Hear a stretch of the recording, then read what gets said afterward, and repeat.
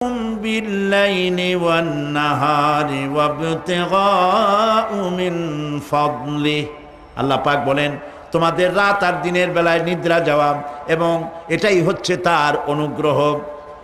রাত আর দিনের নিদ্রা যাওয়ার পরে আমার অনুগ্রহ অর্থাৎ রিজেক তালাশ করার জন্য শরীরের ভিতরে মনের ভিতরে হাত পায়ের মধ্যে কর্মের উদ্দীপনা আমি তোমাদের দিয়ে দেই।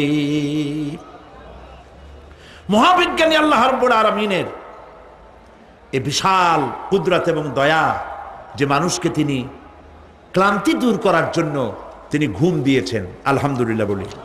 অনেক মানুষ আছে ঘুমাইতে পারে না, ঘুমাবার জন্য ফেনার গান খায়, ঘুমাবার জন্য ভেলিয়াম খায়, সিডাক্সিন খায়, রিল্যাক্সিন খায়, কত অক্সিজেন অক্সিজেন কত কিছু খায়, তারপরেও ঘুম আসে না। এই ঘুম যার আসে না